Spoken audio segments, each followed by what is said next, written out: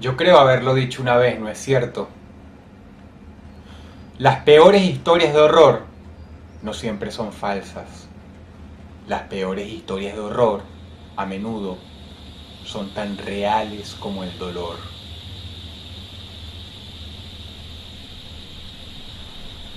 Lo más espeluznante no tiene que estar signado por demonios, ni por fantasmas, ni espíritus, ni espectros, ni apariciones tampoco. Algunas veces, los grandes portadores del horror verdadero son de carne y hueso, como tú. Es por eso que quiero hablarles de 3 historias verdaderas. 3 historias que en realidad sucedieron aquí, en este horrendo mundo donde estamos ahora. Son 3 historias protagonizadas por 3 hombres que inspiraron a grandes escritores, a grandes cineastas y a millones de personas, aunque a estas últimas no de modo positivo, pues esa inspiración de las que les estoy hablando viene nada más y nada menos que de incontables pesadillas. El hombre es capaz de una maldad extraordinaria que a veces se nos escapa de nuestra imaginación, pero no por ello debemos sentirnos inferiores.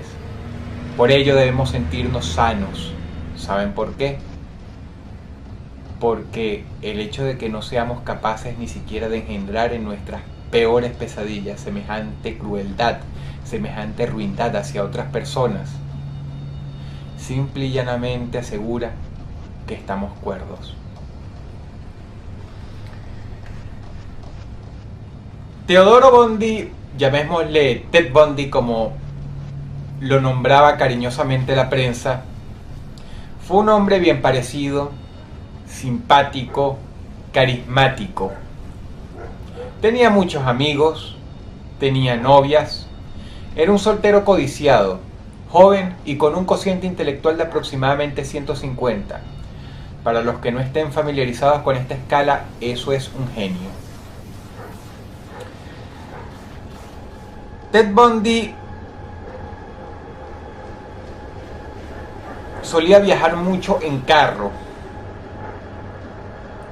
El modo en que él elegía a sus víctimas era bastante inteligente porque él las observaba. A veces le gustaba una chica en el parque, en el metro o caminando por la calle, y como una fiera silenciosa la seguía hasta su casa. Así averiguaba dónde vivía, así averiguaba sus costumbres, así averiguaba a qué hora salían todos los días.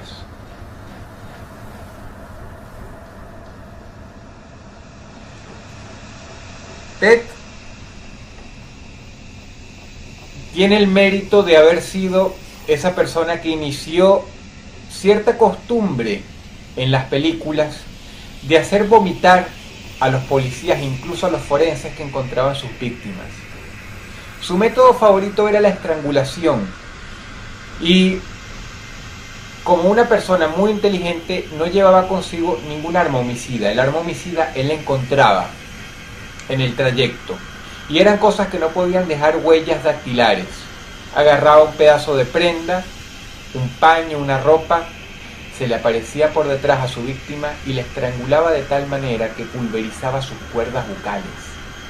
El grado de deformidad que tenía el cuello de sus víctimas era tal que no se podía creer real.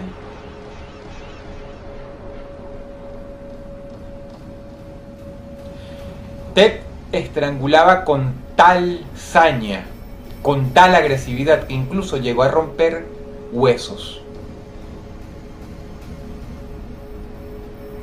Sus homicidios sucedieron a través de todo el país, en la ignorancia absoluta de su familia y de sus amigos, quienes no solamente no creyeron que él podía ser un asesino en serie, sino que meses más tarde, cuando ya las pruebas eran irrefutables, dijeron algo espantoso, algo que hace tener pesadillas a todos los padres, que era simple y llanamente que se trataba de un individuo del que no podía sospechar jamás. Y quieren saber algo espantoso. Ted no era cualquier tipo, él era universitario y se graduó con honores de la carrera de psicología.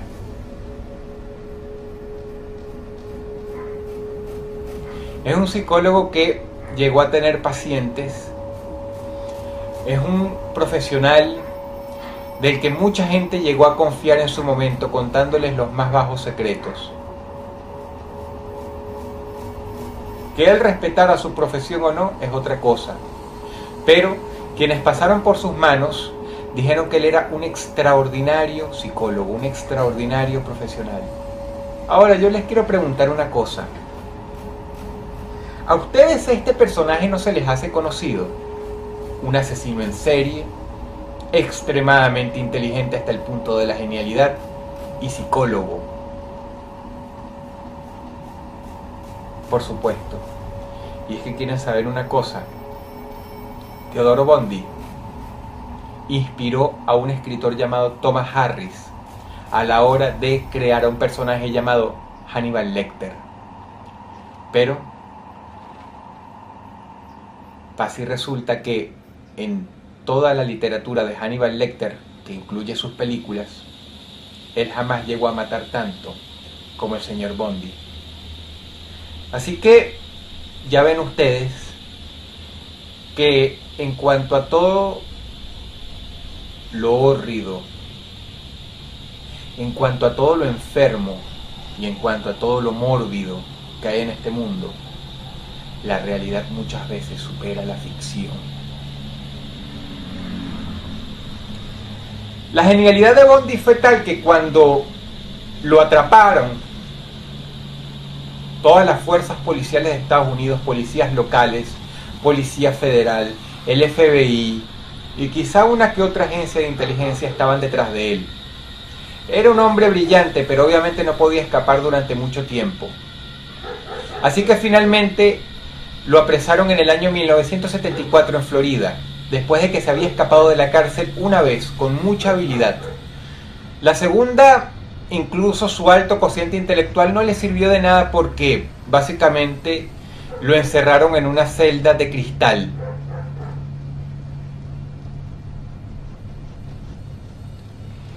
Y estaba vigilado las 24 horas del día.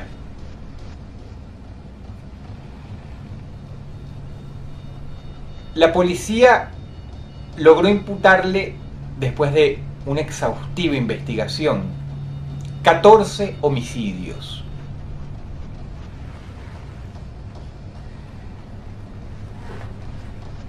Varios abogados de gran renombre alrededor de todo el país se peleaban por llevar el caso del señor Bondi.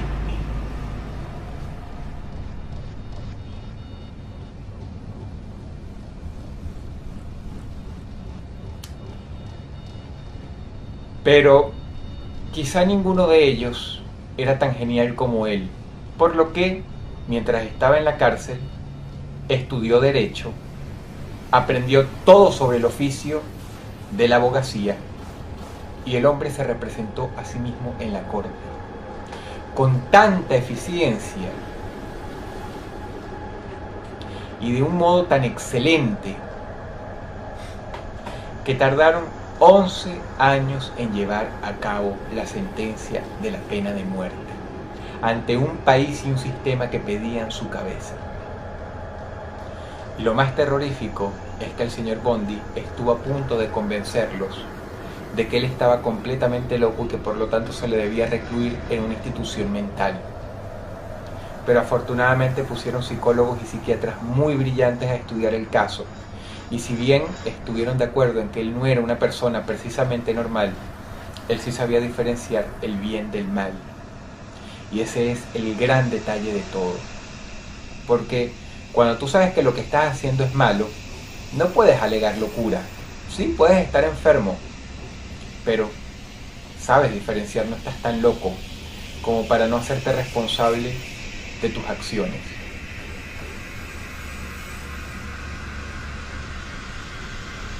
El señor Bundy fue ejecutado en la silla eléctrica en el año 1989. Cuando el juez finalmente decidió su destino, dijo con palabras muy tristes: es una pena que un hombre de su intelecto, de su extraordinaria inteligencia, haya caído en este camino. Pido a Dios por su alma.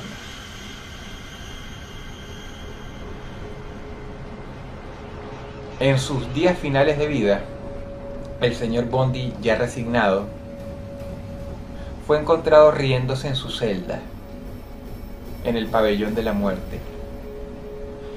Los presos le tenían tanto miedo que todos estaban callados. Nadie decía absolutamente nada. Y Bundy se reía, y se reía, y se reía. Cuando finalmente un policía, guardia de la prisión, fue a verlo a su propia celda y le preguntó de qué se estaba riendo, el hombre dijo que lo habían imputado por 14 homicidios. El policía preguntó: sí, pero ¿qué tiene eso? Yo en realidad cometí más de 40.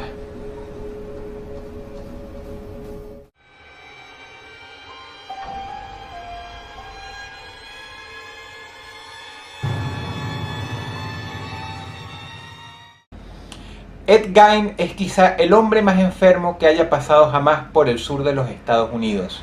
Un asesino en serie legendario que actuó en los años 50, pero cuya repercusión fue tal, tuvo semejante impacto, que se acuerdan de él muy bien hoy día. De hecho, es mórbidamente gracioso porque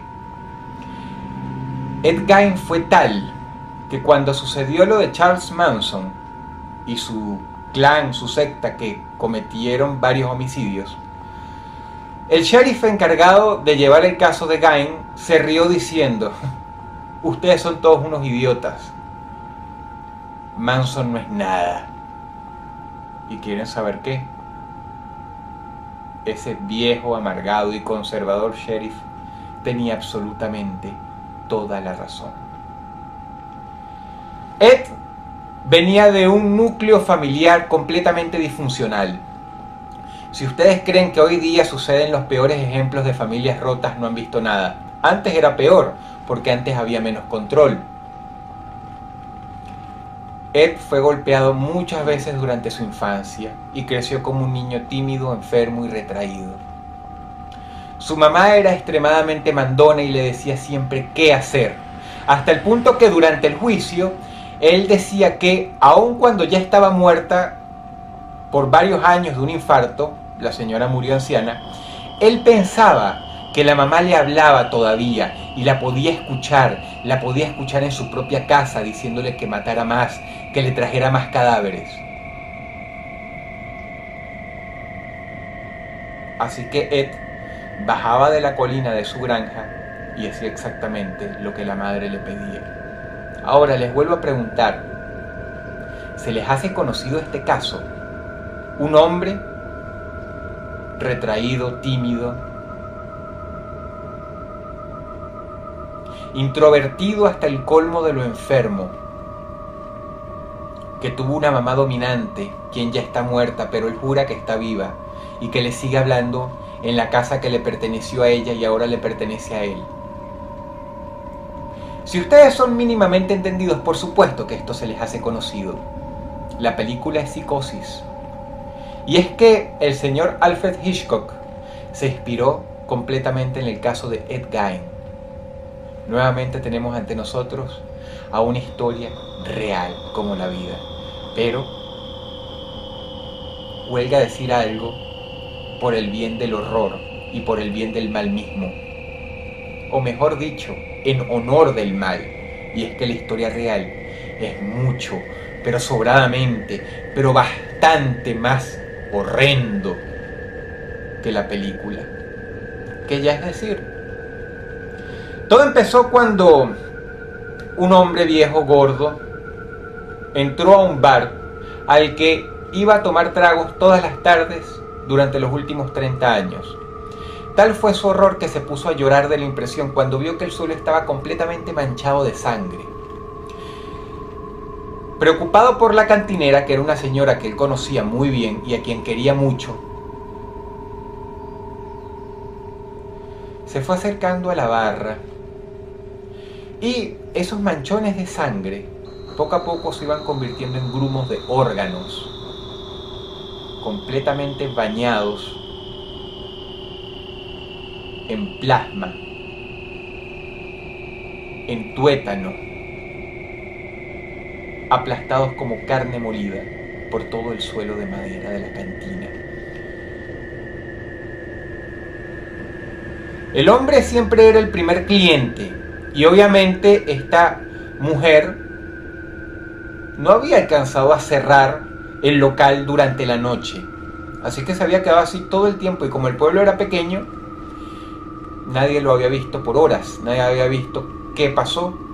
Este señor era el primero y por supuesto la visión de aquel despojo humano irreconocible que estaba detrás de la barra fue tal que lo persiguió hasta el día de su muerte, en cada visión, en cada pesadilla. Llegó la policía.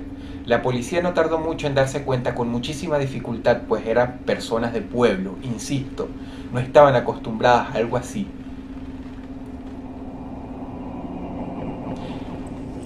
A ver que cuando se acercaron a ese despojo humano, lo que creían que era un cadáver, eran nada más parte del cadáver. Eran extremidades cortadas. El resto había desaparecido, alguien se la había llevado. Ed Gein era un hombre solitario. Ed Gein era una persona que le desagradaba a los demás, pero no por las causas equivocadas. Era simplemente alguien desagradable, alguien con quien no se podía llevar una conversación sana porque simple y llanamente se te quedaba viendo y no te contestaba, o simple y llanamente se retraía así y evitaba hablar con los demás. Era extremadamente tímido, dicen, o contestaba con un chiste completamente fuera de tono, desagradable. Así que cuando le dijo al herrero del pueblo que él tenía a la dichosa mujer que estaba desaparecida en su granja, cortada en pedacitos, el hombre no le quiso creer, porque eran los chistes típicos de Ed. Era un pueblo de paso con un restaurante, un motel, una cantina y una estación de gasolina. Muchos viajeros pasaban por ahí. Es por eso que no se sorprendieron tanto cuando se dieron cuenta de que Ed había asesinado a esta cantinera en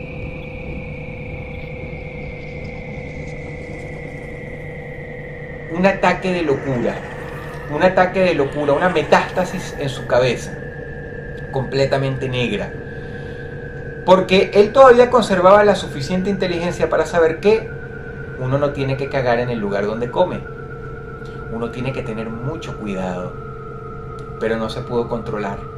Así que en vez de matar a uno de los viajeros que nadie extrañaría y por el que nadie se preocuparía, acuérdense, eran los años 50. No había celular, no había computadoras, no había satélites. Al menos no como los conocemos hoy. Así que quienes desaparecían simplemente desaparecían. Y él tenía una granja lo suficientemente grande para esconder vehículos, desguazarlos y enterrar los restos. Una prueba llevó a la otra y finalmente, cuando intervino la Policía Federal, fueron a la granja de Ed. Cuenta el agente que llevaba el caso que cuando abrió la puerta, creyó que había una persona al lado suyo, así que sacó la pistola y apuntó. Se dio cuenta de que no era otra cosa que un cuerpo colgado, sin brazos ni piernas. Llevaba un gancho en la espalda como los que se usan para colgar a las vacas en los mataderos. El cadáver de una mujer sin cabeza estaba abierto de piernas, colgado de los tobillos, boca abajo, con el cuello rebanado, ya seco desde hace mucho tiempo, y una pequeña piscinita de sangre en el heno.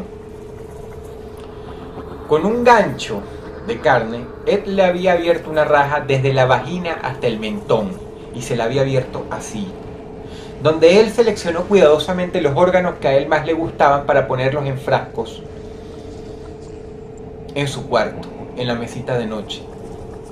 Le gustaba decorar su casa con órganos disecados que él luego lavaba muy bien y simplemente rellenaba con algodón. Corazones, hígados, pulmones. El techo de su granja lo adornaba con intestinos, y esto no es una fantasía, esto en verdad pasó en este mundo real donde tú ahora vives. Tenía una colección de cabezas al pie de su cama. A Ed le encantaban las cabezas. Las rebanaba con un hacha y las dejaba podrirse en su propia habitación, en un pequeño estante al pie, a las patas de la cama, como si fueran muñecas malolientes, y todas lo miraban a él porque él decía que disfrutaba mucho el hecho de abrir los ojos por la mañana y encontrarse con que esas caras lo veían. Cuando abrieron su armario se dieron cuenta de que él tenía varias vestimentas hechas con piel de personas. Nuevamente nuestro amigo Thomas Harris, el inventor de Hannibal Lecter, el que creó el personaje de Hannibal Lecter, tomó algo prestado de ahí. Ed Gein cortaba la piel de sus víctimas y se hacía abrigos con ellas. Inclusive se trasvestía usando ropa femenina, lencería hecha con piel humana por él mismo.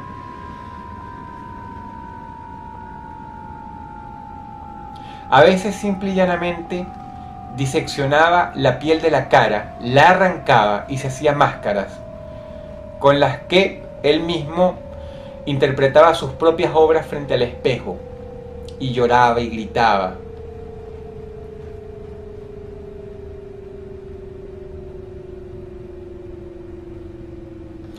Se dieron cuenta de que junto a los platos de la cocina habían calaveras humanas, y él usaba la cuenca superior de la calavera como plato para sopa y la bebía de ahí.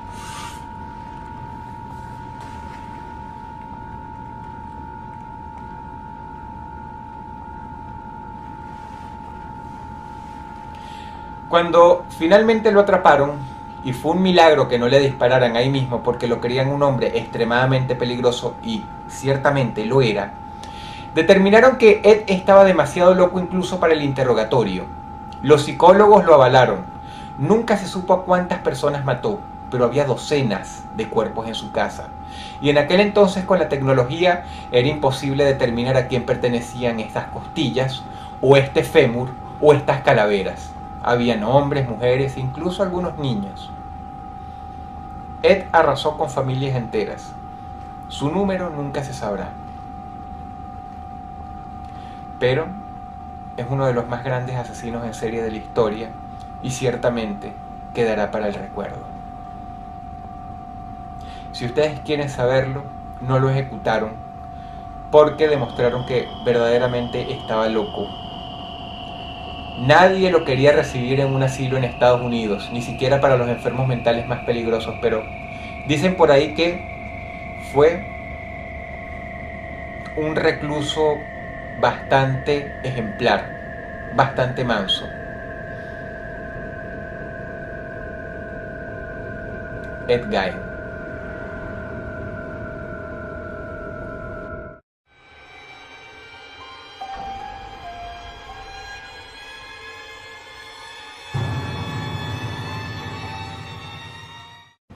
Estados Unidos es un país poderoso, de eso no caben dudas, pero no por su increíble capacidad militar, que es considerable, sino porque culturalmente es muy prominente. Por ello a veces creemos que las mejores cosas vienen de allá, o incluso que las peores cosas vienen de allá. Es muy triste que el peor asesino en serie del que van a escuchar esta noche no sea estadounidense y no tenga la publicidad que debió de habérsele dado al temible monstruo de los Andes, por ser simple y llanamente latino. Ni en Asia, ni en Rusia, ni en toda Norteamérica hubo jamás un asesino en serie del calibre de este hombre, del señor Alonso López. Nació en los años 40 en Colombia. Era un niño cuando la guerra civil estalló después de la muerte de Gaitán. Su madre lo sorprendió teniendo relaciones sexuales con su hermana. Era una mujer muy católica y por supuesto se enfureció. La situación económica no era muy buena, así que luego de casi literalmente molerlo a palos, lo echó a la calle a su suerte.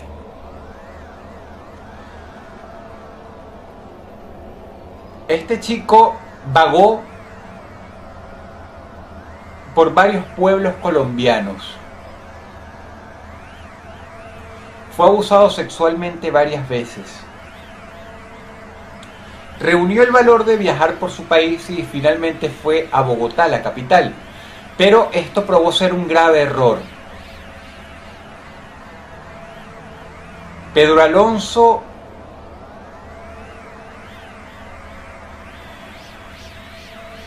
recogió comida de los basureros, durmió a la intemperie,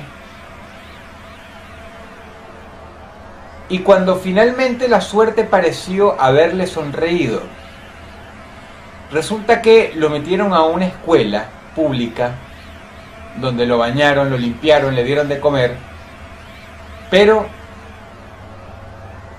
más temprano que tarde, y debido a la decrepitud moral que estaba sufriendo el país andino en aquellos años, fue abusado sexualmente por uno de sus maestros. Eso causó en él un odio extraordinario de proporciones bíblicas.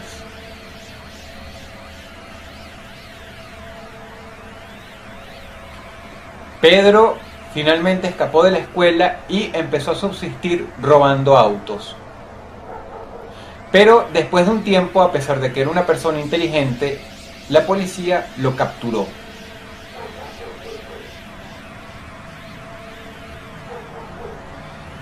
Lo detuvieron, lo procesaron, lo metieron en una prisión donde, como podrán imaginar, sucedió esa atorrante y hórrida variable en su vida. Nuevamente fue abusado. Pero él ya estaba acostumbrado a ello, incluso se dice que llegó a vender su cuerpo para poder subsistir, para obtener algo de dinero. Cuando finalmente salió de la cárcel, ya su vida estaba asignada por tantas desgracias que era una persona irrecuperable. De más está decir que no era el mismo, pero más nunca lo volvería a hacer. Su alma, si es que alguna vez tuvo una, fue borrada de su cuerpo como si fuera un cassette de música. Había otra melodía ahora dentro de él.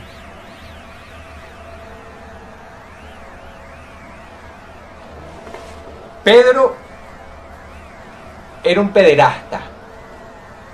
Y por supuesto sus víctimas eran exclusivamente niños y niñas. Viajó por toda Colombia y con una habilidad diabólica, él ojeaba a los niños de las familias más pobres, aquellos que en aquellos años de corrupción absoluta nadie extrañaría, a veces ni siquiera las propias familias, porque al fin y al cabo ese terror anónimo, esa sombra, quizá les hacía un favor al raptar a los chicos. Pedro los llevaba al bosque, los estrangulaba y procedía a arrancarles la ropita y a tener relaciones sexuales con los cadáveres hasta que él se satisfacía. Una vez hecho esto, los tiraba a los tantos barrancos de los pueblos de Colombia y dejaba que sus cuerpos se pudrieran ahí. Sin embargo, su apetito fue tan voraz que llegó a hacer algo que ningún asesino en serie en Estados Unidos se puede atribuir, que es asesinar todos los días, matar todos y cada uno de los días de la semana. No estamos hablando del primer mundo, y no estamos hablando de la policía ni de los sistemas de justicia del primer mundo. Con los años, las autoridades creyeron que era la guerrilla quienes secuestraban a estos chicos. Y eso nada más por hablar de los casos que se reportaban, porque muchos no se reportaron. Muchas personas dejaban que sus hijos fueran a mendigar a la calle solo para ver que no regresaban más nunca, por lo que muchas veces estos padres disfuncionales no sabían si era que simplemente los chicos habían escapado. Lo cierto era que, más cerca de lo que ellos creían, sus cuerpos habían sido lacerados, en ocasiones mutilados y estrangulados. Pedro tenía una forma desorganizada de matar. A veces les rompía el cuello. Y no tenía una preferencia sexual marcada, como ya hemos dicho. Niñas y niños le servían por igual. Él no se hacía mala vida con eso. Su apetito fue tal que ya empezaban a sospechar. No en un pueblo, en varios. Había asesinado a docenas y docenas y docenas. Así que, cansado de viajar por todo el país, Pedro tomó una decisión: viajar hasta Perú. En Perú él comenzó de nuevo.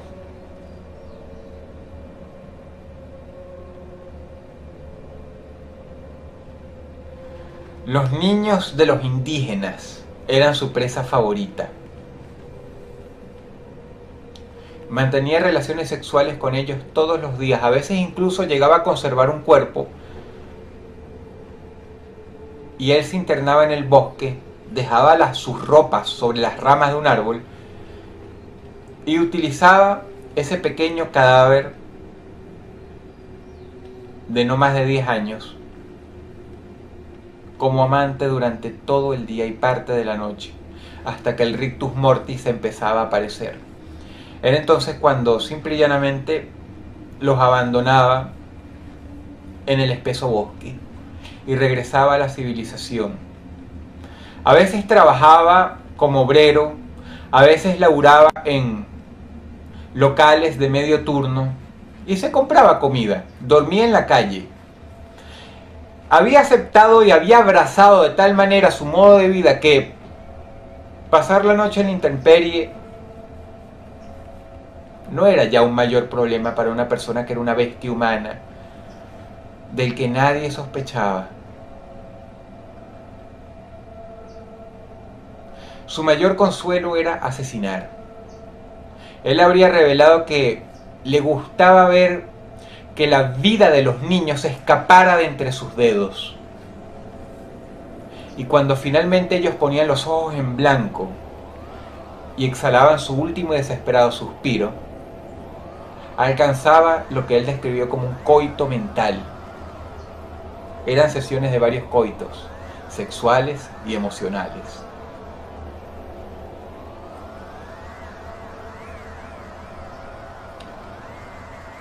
Asesinó tanta gente en Perú que tuvieron que irse a buscarlo en todos y cada uno de los pueblos. Pedro se dio cuenta de esto, así que decidió escapar a su último destino, Ecuador, donde finalmente, gracias a una madre preocupada que se dio cuenta de que este monstruo estaba escapando con su niña, pegó un grito y, como era una mujer querida en el barrio,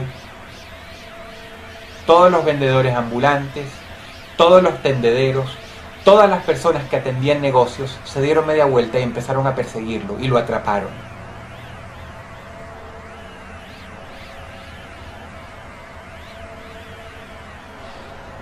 Pedro Alonso fue retenido por la policía ecuatoriana porque ya habían desaparecido varios niños. Un sagaz teniente se dio cuenta de que tenía al hombre adecuado. Y más temprano que tarde se dieron cuenta de que, por su nacionalidad, era el mismo monstruo que estaban buscando en Colombia y, para su sorpresa, era también el mismo que estaban buscando en Perú. Pedro dijo que prefería las niñas ecuatorianas porque no eran desconfiadas como las colombianas, porque eran más bonitas, más tiernas, más dulces, y era más fácil convencerlas de ir con él a esa esquina que estaba por allá.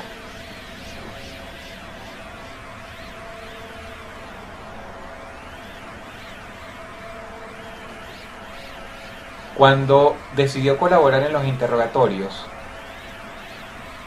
dijo que tenía en su haber a más de 200 víctimas.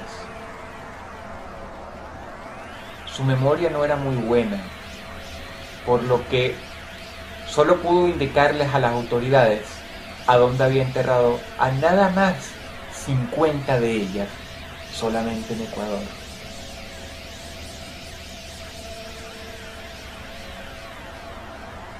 El monstruo de los Andes.